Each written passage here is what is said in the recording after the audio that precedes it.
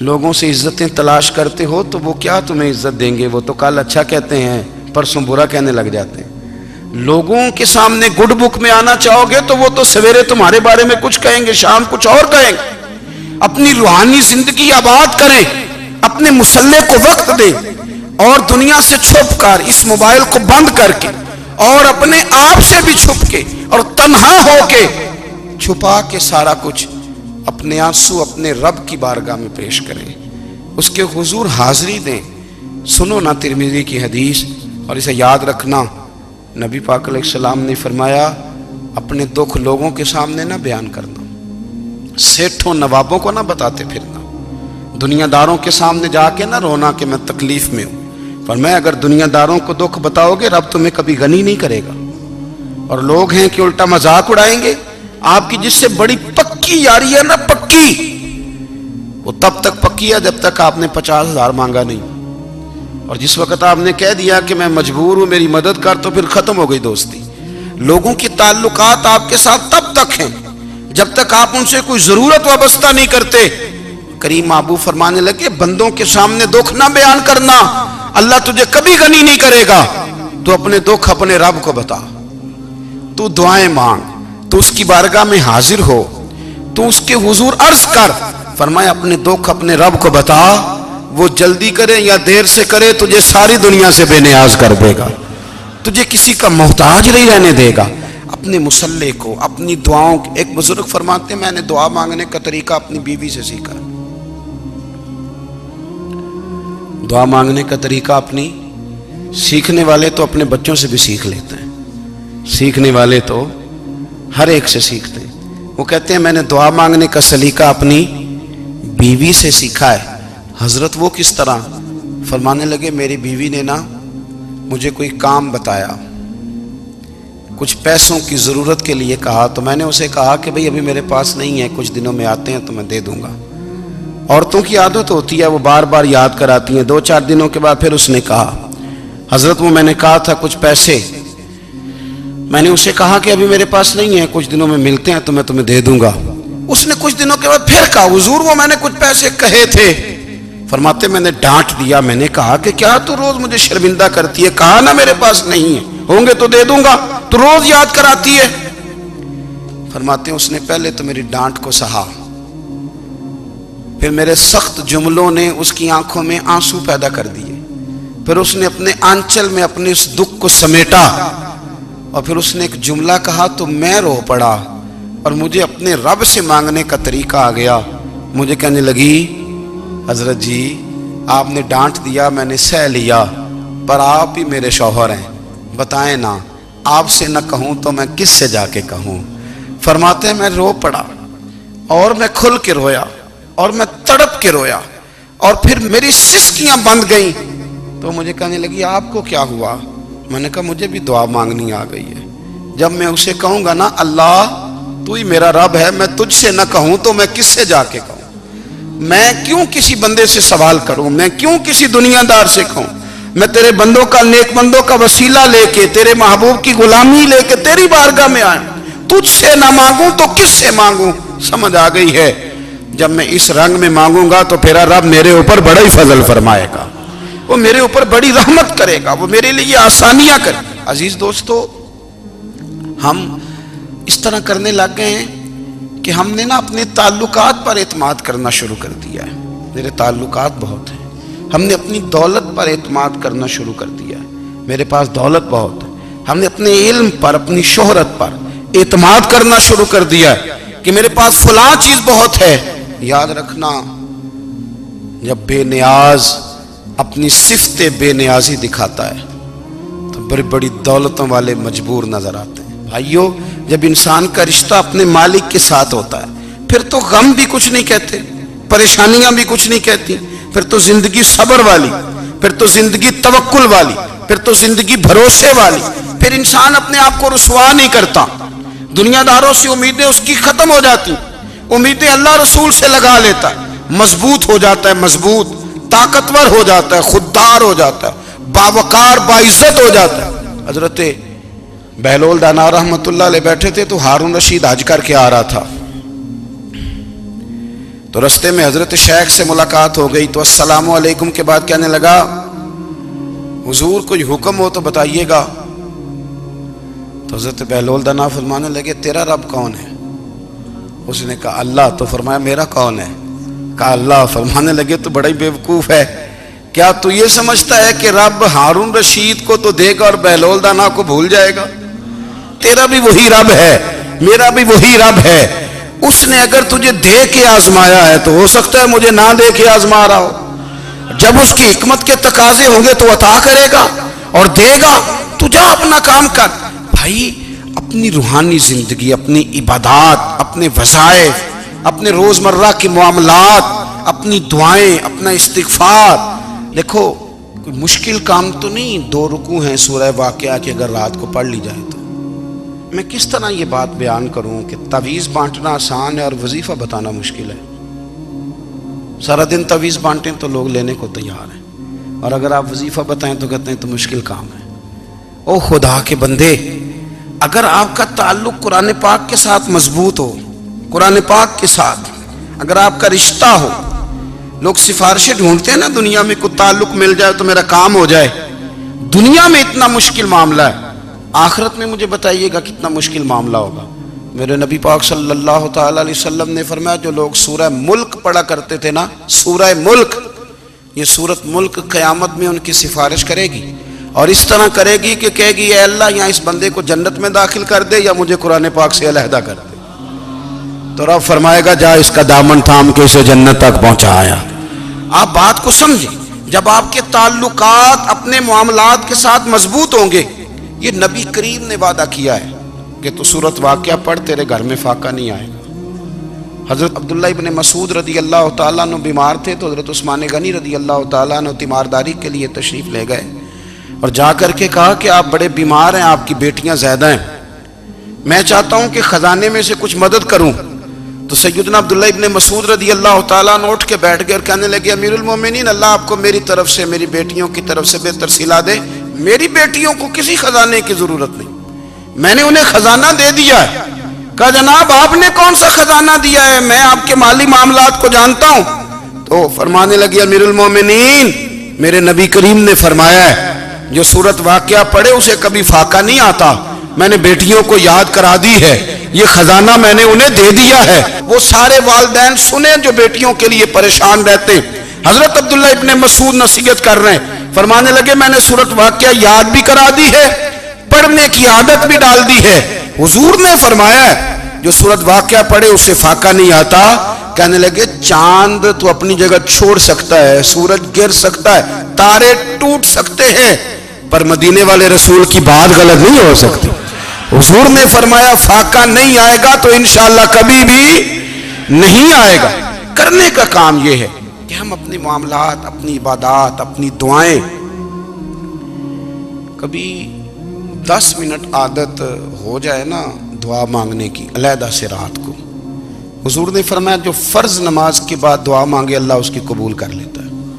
نبی پاک صلی اللہ تعالی علیہ وسلم نے فرمایا اللہ مسافر کی دعا قبول فرماتا ہے. حضور نے فرمایا اللہ مظلوم کی دعا قبول فرماتا ہے. حضور نے فرمایا بیمار سے دعا کراؤ اللہ اس کی دعا قبول فرماتا ہے.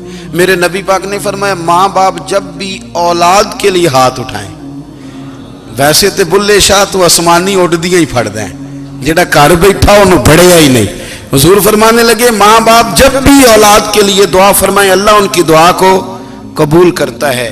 آپ اپنا تعلق بنائیں دعا کے ساتھ، عبادت کے ساتھ، مصلی کے ساتھ رشتہ بنائیں، استغفار پڑھیں. صلاح الدین ایوبی صلیبی جنگوں میں تھے، رات کو مسجد اقصیٰ میں نماز پڑھی تو پریشان تھے.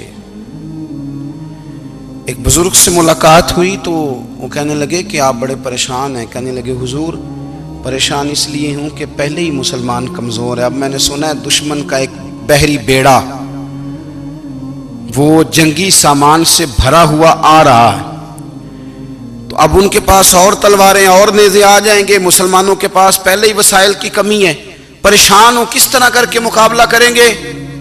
یہ بات کہتے ہی صلاح الدین ایوبی نے بزرگوں سے کہا حضور آپ بھی دعا کرنا، دعا کی بڑی طاقت ہے. میرے نبی پاک نے فرمایا دعا مومن کا ہتھیار ہے، دعا مومن کا، دعا مومن کا۔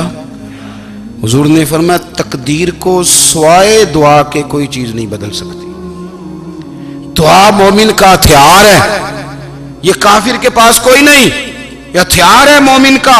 اللہ کرے آپ کو سمجھ آئے، پھر سنیں، کئی بار کہہ چکا ہوں یہ ہتھیار ہے۔ کافر کے مقابلے میں جو تیرے پاس سب سے بڑا ہتھیار ہے وہ دعا ہے۔ دعائیں کرانی چھوڑ دی، کرنی چھوڑ دی، لینی چھوڑ دی۔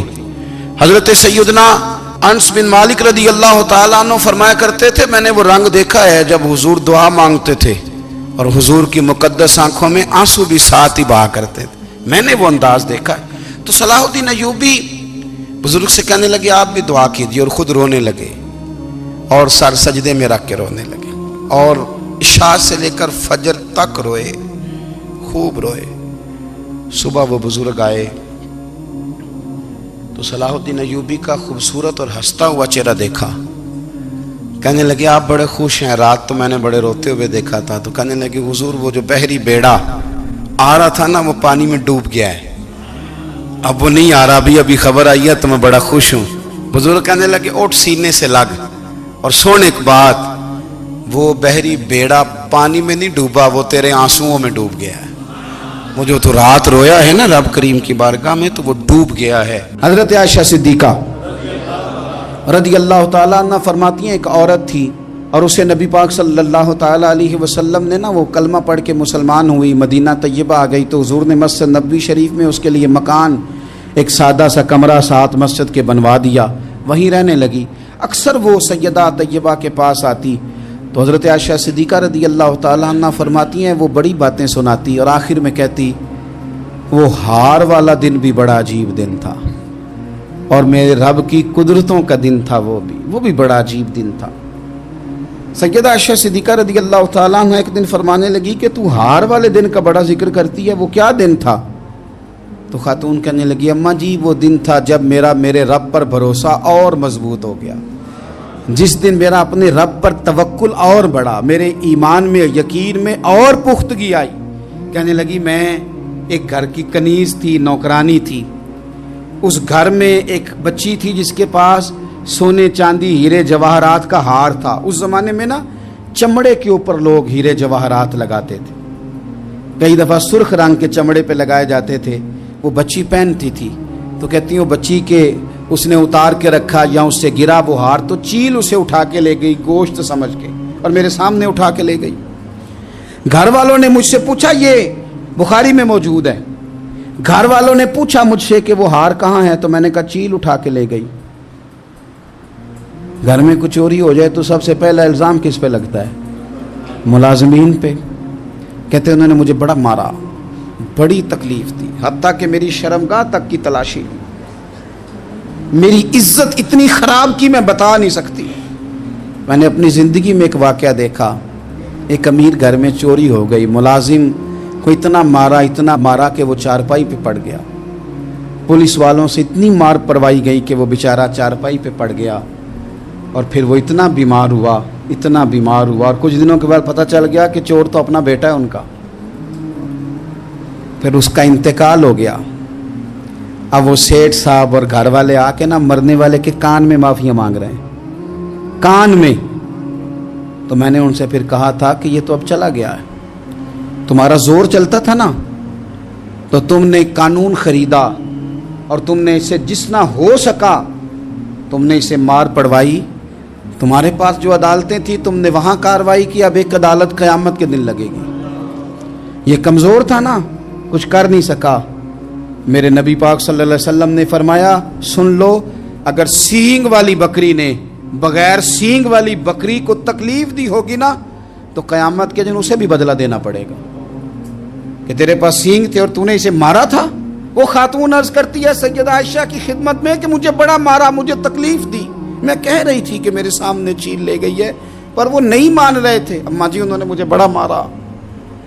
حضرت عائشہ صدیقہ کہتی ہیں پھر کیا ہوا؟ کہنے لگی اماں جی جب کوئی میرا مددگار نہ رہا، مجھے تکلیف دے رہے تھے، رسوا کر رہے تھے، تو میں نے اپنے رب سے مدد چاہی، میرے رب کی طرف میں نے توجہ کی، میں نے کہا مالک اب تو ہی میرا مددگار ہے، कहती है वो मुझे मार रहे थे तो वो चील जो हार ले गई थी वही लेके वापस आ गई, और हमारे सरों के करीब ला के उसने जब उस हार को फेंका, वो मुझे छोड़ के साइड पे हुए, वो मेरी बेगुनाही जान गए।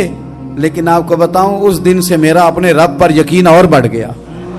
मुझे समझ आ गई कि जब इंसान पूरा टूट जाता है और जब कोई चारों जानिब उसका मददगार नहीं होता, तो रब तो होता है ना, अल्लाह तो उसका मददगार होता है ना, वो तो फिर अपने उस बंदे की मदद करता है ना, फिर वो तो तवानाई देता है ना, वो तन्हा नहीं छोड़ता, वो तो आंसुओं वालों के आंसुओं पे बड़ा करम फरमाता है, वो तो कसम पुरसी में आ जाता है, उसकी रहमत बढ़ के इस्तकबाल कर लेती। ओ मेरी मिल्लत के जवानों, मज़ा नहीं आ जाता जब सारी दुनिया सोई हो, सारी दुनिया, और बिस्तर भी गर्म हो और नींद भी पूरा गलबा कर रही हो, और अचानक घंटी बजे दिमाग में, आंख खुले, घड़ी पे नजर पड़े, 3:30-4 बजे का पैगाम घड़ी बताए, और कोई चढ़ती जवानी वाला उठ के वुजू करे, और जब वो मुसल्ला खोल के बिछाए तो मदीने वाले महबूब कहते हैं कि हर नमाज पे रब सवाब देता है, और जो उठ के तहज्जुद की नमाज पढ़े उसे देख के तो रब मुस्कुराता है, जो उसकी शान के लायक है, जो उसकी शान के लायक, वो मुस्कुराता है, खुश होता है कि मेरा बंदा तहज्जुद में उठ गया, वो मुस्कुराता है। काश हमारी सुबहें कभी अपने मालिक के नाम हो जाएं, काश के सुबह। हजरत अबुल हसन रहमतुल्लाह ताला अलैह हजरत माज इब्ने जबल रदी अल्लाह ताला अन्हु के पास बैठा करते थे। फरमाते हैं उनसे जो प्यार बढ़ा तो फिर मेरा मुसल्ले से भी बढ़ गया। ताबिएं फरमाते हैं सहाबी रसूल से मोहब्बत हुई तो जिक्र से भी हो गई, फिर दुरूद शरीफ से भी हो गई, मोहब्बत उनसे बढ़ी तो फिर अल्लाह ने मस्जिद का प्यार भी बढ़ा दिया। आप फरमाते हैं कि मेरी हर वक्त तबीयत चाहती थी कि बस अल्लाह अल्लाह करूं, बस अल्लाह अल्लाह करूं, बस ना मैं ज़रा थोड़ी जान छुड़ाऊं लोगों से, कुछ 10 मिनट मिले तो मैं कुछ 4 नफल पढ़ लूं, मैं थोड़ा सा ना बचूं लोगों से, और मुझे तस्बीह मिले तो मैं ना कुछ 400-500 दफा इस्तिगफार पढ़ूं, सुभान अल्लाह, अल्हम्दुलिल्लाह, अल्लाहु अकबर, ला हौला वला कुव्वता इल्ला बिल्लाह, मैं ना तस्बीहात पढ़ूं। फरमाते हैं कि बच्चे थे घर में 6-7, गुर्बत थी, काम मिलता कोई नहीं था, और मैं काम चोर नहीं था, काम ढूंढता था, पर अल्लाह की कुदरत के काम नहीं मिलता था। फरमाते हैं कि मैंने एक दिन अपनी अहलिया से कहा कि आज मैं फिर जाता हूँ काम ढूंढने, तो मेरी बीवी बड़ी फर्मा बरदार थी, पर उस दिन ना गुर्बत के हाथों तंग आके कहने लगी, आज नाना कोई तू चीज़ लेके आया, तो मुझसे बच्चों की भूख नहीं देखी जाती है, सब रोगां दा रोग मुहम्मद जिसदा नाम गरीबी, कंड बुला के लंघ जाते नहीं दोस्त यार करीबी, आज ना कुछ लेके आया तो मैं बच्चे लेके मेके चली जाऊंगी। शेख फरमाते हैं कि मैं बड़ा परेशान घर से निकला, पर मैंने सुबह से लेके जोर तक काम ढूंढा, काम मिला कोई नहीं, तो मेरे दिल में ख्याल आया चलो काम नहीं मिलता तो अल्लाह अल्लाह तो करे ना, चलो बंदों की मजदूरी नहीं मिलती तो रब करीम की इबादत ही करते हैं। फरमाते हैं कि मैंने ना फुरात के पानी से वुजू किया, नहर के, शदीद धूप थी, साथ रेत थी और रेत तप रही थी, मैंने अपना रुमाल वहीं मुसल्ला के तौर पर बिछा लिया, और फरमाते हैं कि जोर से लेकर असर तक नमाज पढ़ी, धूप भी पूरे जोर पे, पर मेरे सजदे का ज़ौक़ भी पूरे जोर पे। फरमाते हैं सूरज भी चमक रहा है और रब की इबादत का ज़ौक़ भी पूरे जोर पे, मैं सजदा करूं तो फिर मेरा उठाने को जी ना चाहे। मेरे उस्ताद लिखा करते थे, ये उनका शेर है, वो कहा करते थे मुझे सोज दे, मुझे साज दे, और मुझे नीम शब का न्याज दे, दमे सजदा खुद को मैं तोड़ दूं, मुझे ऐसा ज़ौक़ नमाज दे। और मैं तेरी बहार का फूल हूं, मैं खिला भी हूं तो तेरे लिए, मुझे मेरी शाख से तोड़ ले, मुझे अपनी जुल्फ का नाज दे। भाई फरमाते हैं कि असर तक मैंने नफल पढ़े, दिल ढलने लगा, असर की नमाज पढ़ी और मैं वहां से चला। अब मैं जब निकलने लगा तो दिल में ख्याल आया कि छोटी छोटी दीवारें हैं घर की, बगैर कुछ लिए जाऊंगा तो बीवी दूर से देखेगी तो शोर करेगी कि फिर खाली हाथ आ गया है। कहते मैंने अपने उसी रुमाल में जिस पे मैंने नमाज पढ़ी थी ना, रुमाल में पक्की आखी दे पंजाबी जी साफा, कहते हैं उसी में ना मैंने कुछ रेत भर ली कि वो दूर से देखेगी तो समझेगी कुछ लेके आया है, चलो जाके उसे बता दूंगा कि आज फिर मजदूरी नहीं मिली। कहते हैं वो रेत लेकर जब मैं घर में गया तो पहले बीवी दरवाजे पे खड़ी होती थी, पूछती थी खाली हाथ आ गए हो, आज मैंने देखा तो है ही कोई नहीं।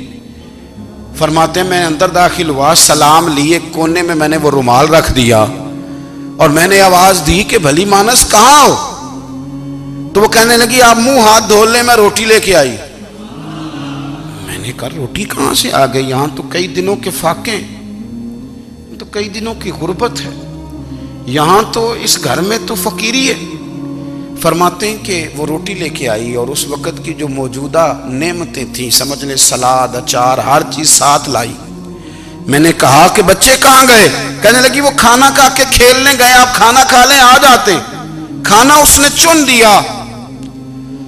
मैंने हैरत अंगेज लहजे में सारी नेमतें अपने दस्तरखान पे देख करके बीवी से पूछा ये कहां से आया खाना? बच्चों को तूने कहां से खाना खिलाया? ये सारा कुछ कैसा है? तो कहने लगी पता नहीं आज आप किस करीम की मजदूरी करने चले गए थे, पता नहीं किस करीम की, मेरे घर में तो इतनी नेमतें आई हैं कि मुझसे संभाली नहीं जा रही, इतना अनाज है, इतना गंदुम है, किस करीम के दरवाजे आज चले गए थे? ये कहते कहते वो उठी और उठ करके कहने लगी पहले बड़ा कुछ आया था, अब क्या ले आए हो? और जा करके ना उसने वो रेत वाला रुमाल खोला, कहने लगे मैं तो लेके आया था रेत, तो मेरे रब ने उसे भी सोने और हीरे बना दिया था। जब आपकी तवज्जो अल्लाह की जानी, मेरे नबी पाक सल्लल्लाहु ताला अलैहि वसल्लम ने फरमाया हर चीज अपने रब से मांग, हर चीज मांग, हर चीज मांग। या रसूलल्लाह क्या कुछ? मेरे महबूब ने फरमाया तेरे घर में नमक भी खत्म हो जाए तो वो भी अपने रब से मांगा कर, तू मांगना वो तुझे देगा, तो उसकी बारगाह में कशकोले तलब दराज तो करना। और तिरमिजी शरीफ में अजीब लफ्ज है, रसूल कायनात ने फरमाया, रब करीम फरमाता है जब मेरा बंदा हाथ उठाता है ना तो मुझे हया आती है कि मैं खाली कैसे लौटा दूं इसके।